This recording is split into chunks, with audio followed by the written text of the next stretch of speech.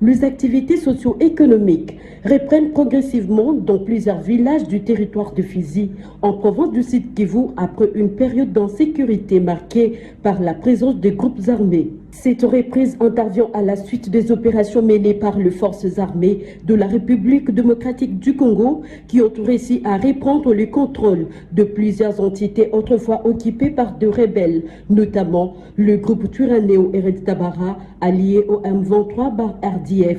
Dans des localités telles qu'Abala, Kalingi, Point Zéro et Mikenge, le marché rouvre progressivement. Deux femmes commerçantes en particulier recommencent à exercer leurs petites activités génératrices des revenus sous la surveillance de militaires déployés dans la zone. Certaines vendeuses rencontrées sur place ont exprimé leur soulagement, saluant le retour de l'autorité de l'État dans ces agglomérations jadis considérées comme de bastions de groupes armés.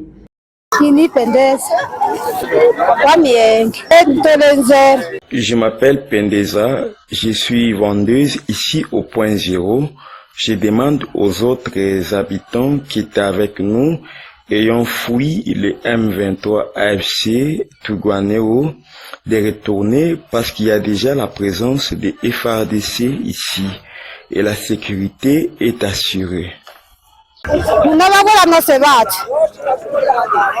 Elles affirment toutefois que la situation reste fragile. Le porte-parole militaire des opérations Sukola 2 Sud Kivu, le lieutenant Boïkalon Jurigen, affirme qu'une quiétude règne déjà au sein de la population suite à la présence de FARDC dans la zone. Avec moi, nous sommes dans le marché des Point Zéro.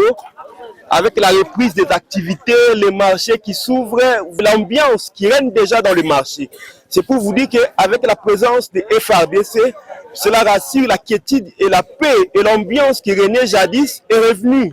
Donc courage à nos forces armées de la République démocratique du Congo pour ce grand travail des titans qu'ils ont réalisé pendant ce temps pour repousser l'ennemi jusqu'à son dernier retranchement. De leur côté, les habitants appellent les autorités militaires à renforcer davantage la présence des éléments de FARDC dans les environs afin de consolider la sécurité et permettre une reprise totale des activités dans un climat de paix et de confiance. Rappelons que plusieurs biens de la population civile et établissements publics tels que l'hôpital général de référence de Mikenge, la radio communautaire de Mikenge et tant d'autres ont été détruits, saccagés, vandalisés et d'autres biens emportés par les forces de défense du Rwanda et leurs alliés M23 AFC et Twirwaneho lors de leur retrait dans la zone.